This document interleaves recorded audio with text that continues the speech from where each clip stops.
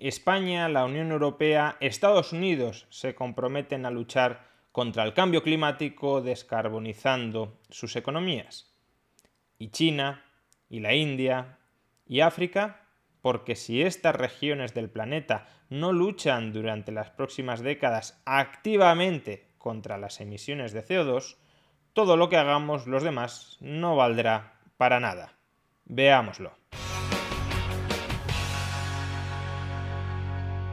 En el vídeo anterior tuvimos ocasión de explicar por qué la transición energética con la tecnología actualmente existente es cara y es lo suficientemente cara como para que, a la hora de la verdad, la inmensa mayoría de ciudadanos de los países ricos no quieran sufragarla, no quieran hacerse cargo de ella, lo cual, como también pudimos argumentar en ese vídeo, abrirá previsiblemente un conflicto entre la agenda climática y la propia democracia. Si los ciudadanos no cambian sus preferencias con respecto a la agenda climática, y tendrían que cambiarlas mucho, y los políticos persisten en imponer esa agenda climática en contra de las preferencias de los votantes, el conflicto dentro de la democracia es más que evidente. Hoy quiero reflexionar sobre otro tema que está relacionado con el anterior, y es que por muchos sacrificios que haga un país en solitario para avanzar en la agenda climática, si el resto de países no cooperan en la misma dirección,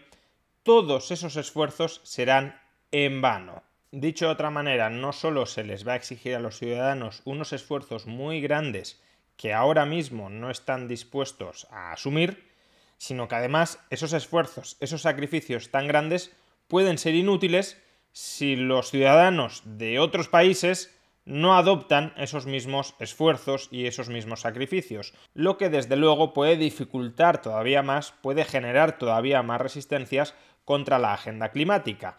¿Para qué vamos a ser nosotros los únicos estúpidos, entre comillas, que aplicamos la agenda climática si otros países no lo están haciendo o no lo están haciendo con el mismo rigor que nosotros y por tanto nosotros nos estamos empobreciendo, estamos sufriendo mucho, mientras otros están desbaratando todos los esfuerzos que mancomunadamente deberíamos hacer para descarbonizar conjuntamente las economías y evitar el llamado cambio climático? Observemos el siguiente gráfico de emisiones regionales de CO2.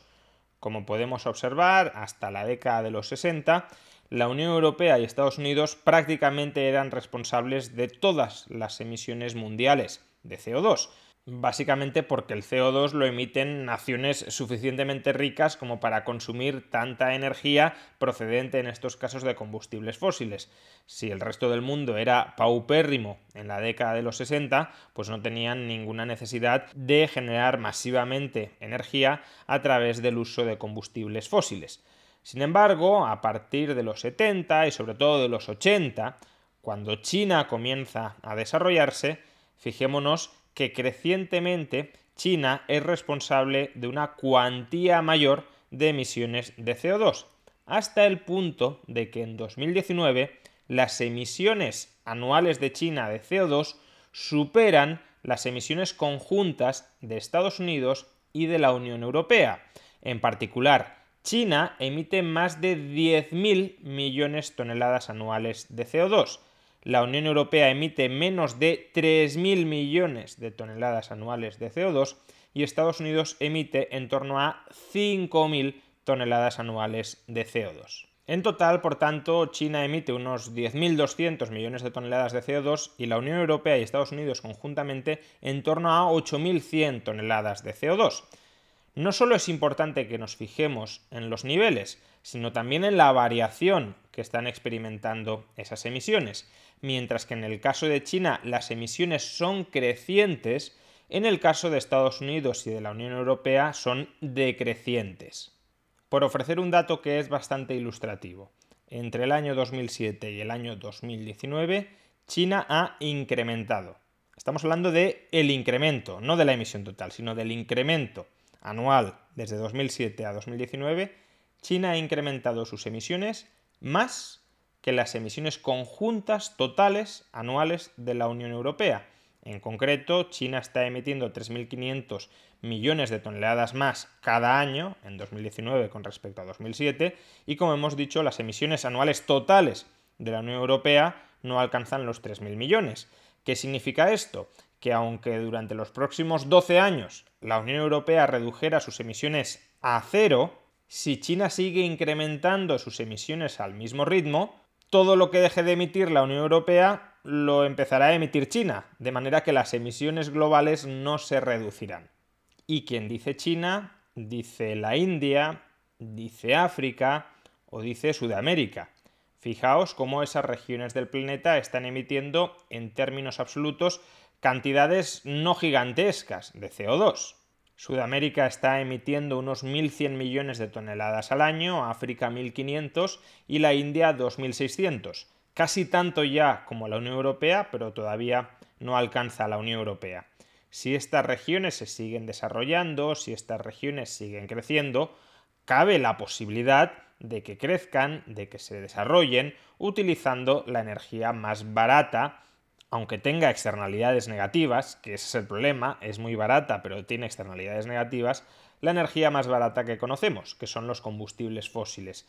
Si esos países, en el caso de la India, o esas regiones, en el caso de África y Sudamérica, incrementan sus emisiones de CO2 de manera muy considerable, por ejemplo, si África y la India llegan a emitir en términos per cápita tanto como China hoy, es decir, si se desarrollan, si van creciendo económicamente y ese desarrollo, ese crecimiento económico se fundamenta en combustibles fósiles que les llevan a emitir tanto por ciudadano como está emitiendo hoy China por ciudadano, las emisiones anuales agregadas de la India y de África, de cada uno de ellos, serían de 10.000 millones de toneladas. Prácticamente lo mismo que está emitiendo hoy China, prácticamente el doble de lo que emite hoy Estados Unidos, más de 3 veces lo que emite hoy la Unión Europea. En el caso de Sudamérica, si llegaran a emitir lo mismo, las emisiones serían de 3.500 toneladas. Por tanto, aunque China estabilizara sus emisiones de CO2, estamos diciendo que el crecimiento económico de estas regiones podría llevarlas a que el mundo emita 18.000 millones de toneladas adicionales de CO2 durante las próximas décadas. Estados Unidos y la Unión Europea emiten 8.000, es decir, que aunque las reduzcan a cero, si se emiten 18.000 millones más, el saldo neto, solo por estas 3 regiones, la India, Sudamérica y África, sería un incremento neto de 10.000 millones de toneladas. Y lo sabrá que diga, pero no tenemos que fijarnos en las emisiones totales de CO2 por país.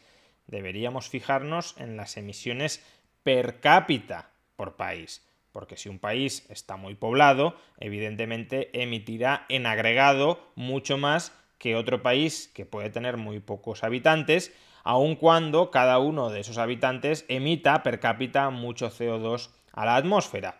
En tal caso, podría ser que China, la India, África o Sudamérica no lo estén haciendo demasiado mal, lo estén haciendo bastante bien, pero que como tienen muchos habitantes, pues terminan emitiendo mucho CO2 o terminarán quizá emitiendo mucho CO2. En cambio, la Unión Europea o Estados Unidos siguen emitiendo muchísimo CO2 per cápita y por tanto el esfuerzo debe concentrarse en ellos. Respecto a esta crítica hay que efectuar 2 comentarios. Por un lado, no es del todo cierto que solo debamos fijarnos en las emisiones per cápita. ¿Por qué? Porque los compromisos para reducir o no reducir las emisiones de CO2 los adoptan los estados. De tal manera que si un estado está muy poblado y ese estado decide desentenderse de la transición energética, de la descarbonización de la economía, por mucho que emitan poco CO2 per cápita, si son muchos y ese estado confiere, digámoslo así, carta blanca a sus ciudadanos para que se despreocupen de las emisiones de CO2, los ciudadanos de otros países pueden estar experimentando sacrificios que no se vean correspondidos por ningún tipo de mejora en las emisiones globales de CO2, porque una unidad política muy grande ha decidido que sus ciudadanos no estén obligados a reducir sus emisiones de CO2. Por tanto, y por un lado, no es del todo cierto que solo debamos fijarnos en las emisiones per cápita. También debemos fijarnos en las emisiones totales por país y en el compromiso que la unidad política que gestiona, entre comillas, ese país, es decir, el Estado, decide asumir para con esas emisiones por país. Y en segundo lugar, y por otro lado, aunque esta crítica tiene algo de verdad, cada vez tiene menos de verdad. Por ejemplo, en el año 2019 las emisiones per cápita de China ya eran superiores a las emisiones per cápita de la Unión Europea. Es decir, que el ciudadano chino promedio ya emitía más CO2 a la atmósfera que el ciudadano de la Unión Europea promedio. O dicho de otra manera, no es solo que China tenga ya una mayor responsabilidad a la hora de reducir sus emisiones totales de CO2, porque son las más cuantiosas, las más relevantes del mundo y por tanto las que más pueden estar afectando al cambio climático, sino que además, en términos per cápita, ya es más responsable China de lo que se está emitiendo hoy de lo que lo es la Unión Europea. Y sin embargo, los esfuerzos se concentran de manera sobreproporcional sobre la Unión Europea. Como vemos en el caso de Estados Unidos, las emisiones per cápita siguen siendo muy altas, básicamente porque Estados Unidos es un país concebido para el transporte por carretera y por tanto se emite mucho CO2 a través del transporte de vehículos de motor de combustión, y hasta que eso no cambie, hasta que no se electrifique el transporte, va a ser muy complicado que Estados Unidos reduzca muchísimo sus emisiones de CO2, pero aún así, como vemos, lleva ya años reduciéndolas. En el caso de China lleva algunos años estancada, pero no reduciéndolas, y en el caso de África vemos que lleva años estancada, pero porque también su renta per cápita no ha despegado brutalmente, salvo en algunos países específicos. Y en el caso de la India vemos que el crecimiento económico va acompañado de un aumento continuado de las emisiones per cápita. Por tanto, es previsible que si no hay un cambio muy profundo en su modelo de crecimiento, esas emisiones per cápita sigan creciendo, las emisiones totales sigan creciendo y parte de los esfuerzos que están haciendo Estados Unidos y la Unión Europea sean deshechos, en este caso, por la India. Eso no significa que los países en vías de desarrollo no tengan algún motivo justificado de queja. Básicamente toda la acumulación o la mayor parte de la acumulación de CO2 durante las últimas décadas ha sido una acumulación debida a Estados Unidos y la Unión Europea. Como hemos visto, hasta la década de los 60, de los 70, prácticamente solo estos bloques económicos emitían en solitario grandes cantidades de CO2 a la atmósfera. Desde entonces se han ido sumando otros países, pero la gran acumulación que ha habido hasta los años 70 es responsabilidad suya.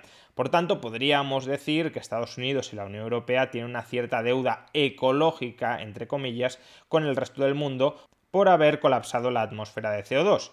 Pero al margen de esta deuda y de que, por tanto, los países en vías de desarrollo tengan cierto motivo razonable para quejarse por lo que estos países, estos estados habían venido haciendo hasta fechas muy recientes, sigue siendo cierto que si se trata de estabilizar las emisiones de CO2 globales o de reducirlas, la mayor parte del ajuste no va a recaer ni en la Unión Europea ni en Estados Unidos, va a recaer necesariamente sobre los países en vías de desarrollo. Si esos países no cooperan muy activamente en la moderación o en la reducción, en el caso de China, de sus emisiones de CO2, los esfuerzos que hagan la Unión Europea y Estados Unidos van a servir de muy poco. Les van a imponer sacrificios muy fuertes a sus ciudadanos que no se van a materializar en ninguna reducción tangible de las emisiones de CO2. ¿Y cuál está siendo el grado de compromiso de estas regiones? Pues lo podemos observar en el siguiente mapa. En el siguiente mapa están representados los países que ya se han comprometido legalmente a alcanzar emisiones netas iguales a cero de CO2 en diversas fechas, normalmente en el año 2050, pero puede ser también más tarde. Los países que todavía no lo han aprobado legalmente, pero que al menos ya hay borradores de legislación para ello. Los países que han adoptado el compromiso verbal de que lo van a hacer, pero todavía no hay nada ni firmado ni en proceso, y los países que ni siquiera se han pronunciado. Como vemos, la Unión Europea, Canadá y Japón son los únicos que han aprobado leyes al respecto para obligarse a reducir las emisiones de CO2 y alcanzar las emisiones netas cero en el año 2050. Que esté en la ley no significa que se va a cumplir, pero al menos sí implica que hay un grado de compromiso relativamente fuerte o mayor que en otros casos con ello. Luego tenemos países que están trabajando en ello, pero que todavía no han aprobado nada. Es el caso más significativamente de China. En China se está elaborando legislación para alcanzar las emisiones netas iguales a cero en 2060, no en 2050, pero todavía no hay nada aprobado. Adicionalmente tenemos países donde se ha adquirido un compromiso verbal, pero todavía nada legal. Estados Unidos, entre ellos, aunque Estados Unidos, pese a que no ha rubricado nada, sí lleva años reduciendo sus emisiones de CO2. De hecho, es el área económica que más está reduciendo sus emisiones de CO2. Y luego la India, que ha adoptado el compromiso verbal durante el COP26 de Glasgow. La India se compromete, no ha aprobado absolutamente nada, ni hay borradores al respecto, a alcanzar emisiones netas iguales a cero en el año 2070. Pero como vemos, se trata de un compromiso cogido por alfileres. Básicamente no hay ninguna ley escrita que ni siquiera les obligue internamente. Además, se trata de un compromiso a muy largo plazo, a 50 años vista, y además, de momento, no se ha visto, a diferencia de Estados Unidos, ningún tipo de progreso al respecto. Las emisiones absolutas y las emisiones per cápita siguen subiendo. Y luego tenemos África. En África, la mayor parte del mapa está en gris. Eso significa que no hay ni siquiera compromisos por parte de esos países de reducir sus emisiones de CO2. Es comprensible, tienen otros problemas muchísimo más graves que las emisiones de CO2. Pero que sea comprensible no cambia el hecho de que o estos países en algún momento se suman al compromiso de descarbonizar sus economías, si es que salen de la pobreza casi extrema en muchos casos en los que se encuentran ahora, o lo que hagan el resto de países valdrá de muy poco. Y además a este respecto un comentario adicional. Los países se pueden comprometer en público a alcanzar unos determinados objetivos de descarbonización de sus economías para hacer trampas.